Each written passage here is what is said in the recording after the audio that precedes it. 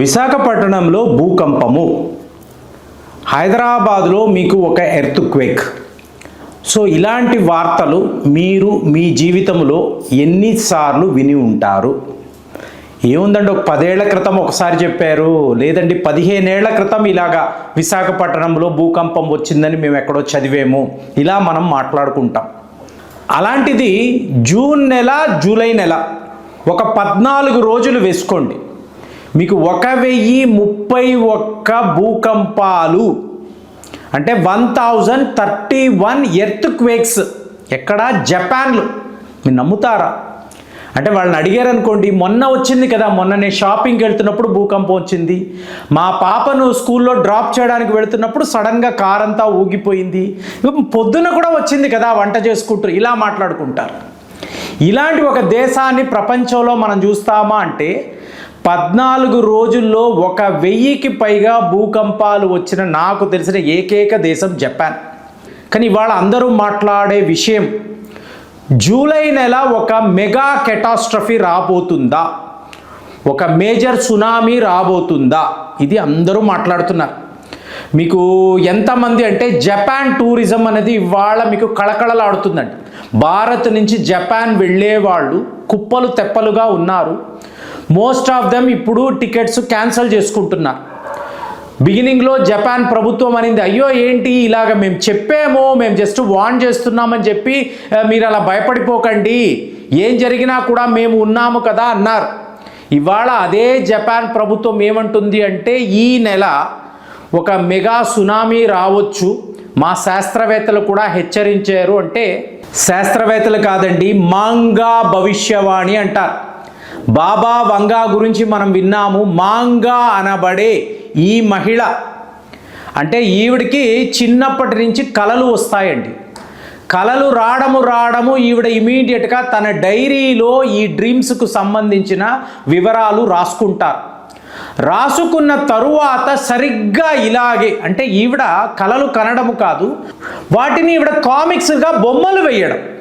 ఇప్పుడు Simpson cartoons గురించి మనం మాట్లాడతాం. సింప్సన్ కార్టూన్స్ ప్రిడిక్షన్స్, వాళ్ళు అందులో ఏమైతే ఆ కార్టూన్స్లో చూపిస్తారో అదే ప్రపంచంలో జరుగుతూ ఉంటుంది. భారత్ పాకిస్తాన్పై నూక్స్ వాడవచ్చు అంటే మొన్న మాట్లాడాం. బ్రహ్మోస్ని చూసినప్పుడు అణు అస్త్రమే అనుకున్నాము. మరి సింప్సన్ కార్టూన్స్ వాడు ఎలా చెప్తాడు అంటే ఒక ప్రిడిక్షన్. సో మీకేమైనా ప్రిడిక్షన్ ఉందా?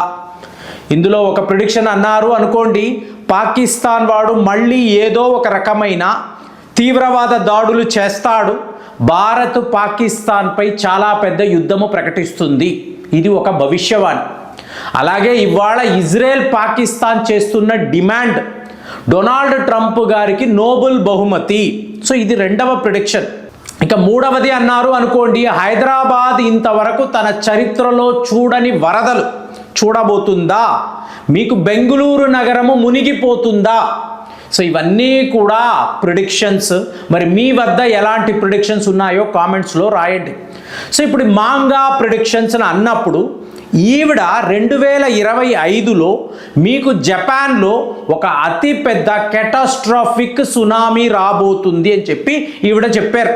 యాక్చువల్గా జూలై 5 నుంచి కూడా ఇలాంటి ఒక సునామీ వాతావరణము జపాన్లో కనిపిస్తుంది. అంటే గత 14 రోజుల్లో మీకు 1000కి పైగా ఇలాంటి మీకు ఎర్త్క్వేక్స్, దానికి సంబంధించిన షాక్ వేవ్స్, ఫ్రీక్వెన్సీస్, ఇది జపాన్ ప్రజలు ఆల్రెడీ చూస్తున్నారు.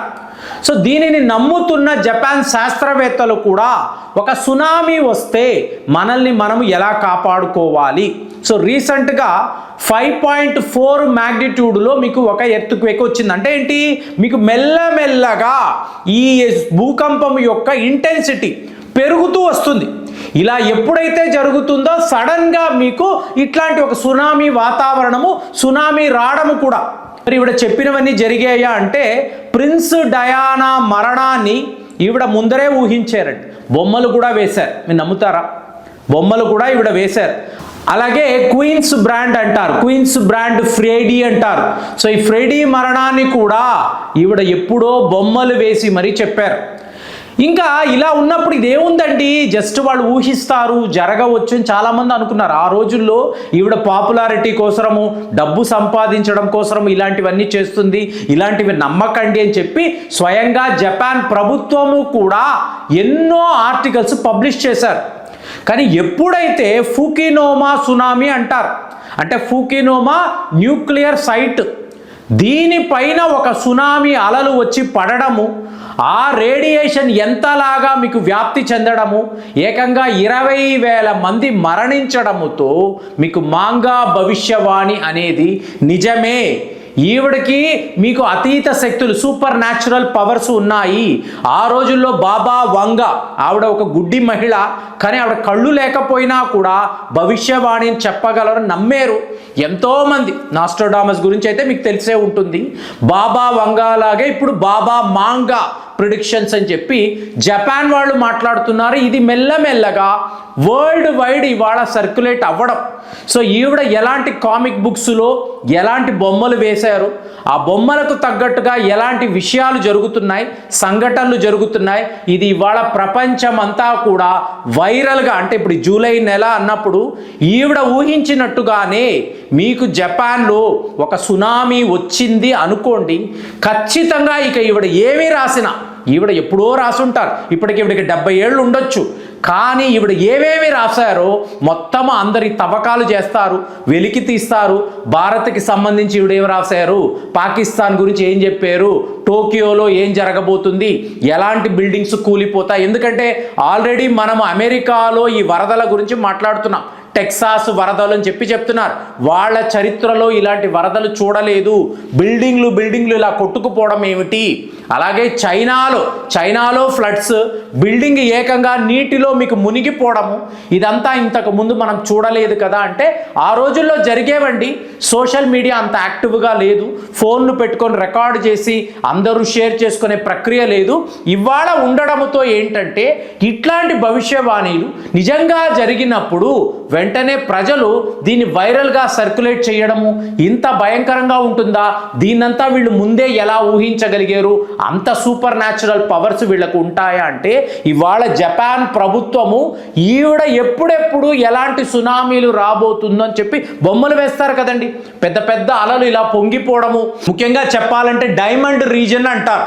ఈ డైమండ్ రీజన్ అన్నప్పుడు ఏంటి, జపాన్కి సంబంధించిన ఈ దీవులు, ఐలాండ్స్, చుట్టుపక్కల ఉండే దేశాలు, వీటినంతా కలిపి ఒక డైమండ్ రీజన్ అంటారు. ఈ డైమండ్ రీజన్ వద్దే మీకు అతిపెద్ద సునామీ రాబోతున్నట్టుగా ఈవిడ ఒక బొమ్మ కూడా వేశారు. సో ఇప్పుడు ఈ రీజన్ ఎక్కడ ఉంది, ఏ లెవెల్లో ఇక్కడ సముద్రం యొక్క ఆటుపోట్లు ఉన్నాయి, ఇక్కడ ఏవైనా భూకంపాలు వచ్చాయా, సో ఇవన్నీ కూడా ఇవాళ జపాన్ శాస్త్రవేత్తలు ప్రభుత్వము కలిసిగట్టుగా ఇవాళ వాళ్ళు ఒక పెద్ద పరిశోధన అనేది మొదలుపెట్టారు. కానీ ఒక మహిళకు వచ్చిన కళ, ఆ కళను ఆవిడ డైరీలో రాసుకోవడము, ఆ డైరీలో రాసుకున్న విషయాన్ని కామిక్గా అంటే బొమ్మలుగా వేయడము, ఇది ప్రజలకు చెప్పడము, ప్రజల్లారా మీరు జాగ్రత్తగా ఉండండి అని ఆవిడ అనడము, దానిని ఇవాళ జపాన్ ప్రభుత్వమే అంగీకరించి ఈవిడ చెప్పినట్టు జరిగితే పరిస్థితి ఏమిటని చెప్పి చాలా పెద్ద లెవెల్లో ఇన్వెస్టిగేషన్ మొదలుపెట్టి వాళ్ళ శాస్త్రవేత్తలు, అలాగే జపాన్కి సంబంధించిన ఈ కోస్ట్ గార్డ్స్ అనండి, మీకు అలాగే వీళ్ళ సిబ్బంది ఎవరైతే మీకు ఈ రెస్క్యూ చేయడానికి, అంటే నేషనల్ డిజాస్టర్ ఫోర్స్ అంటారు చూసారా, వాళ్ళందరూ ఇవాళ హై అలర్ట్లో ఉన్నారు. మరి మీకు బాబా మాంగా చేస్తున్న ఈ ప్రిడిక్షన్ నిజమవుతుందా? ఒకవేళ నిజమైతే జపాన్ పరిస్థితి ఏంటి, జపాన్ చుట్టూరుతో ఉండే పొరుగు దేశాలు వాళ్లకు కూడా ఎఫెక్ట్ తగులుతుందా? ఇన్ని భూకంపాలు ప్రపంచంలో వేరే ఎక్కడైనా వస్తాయా?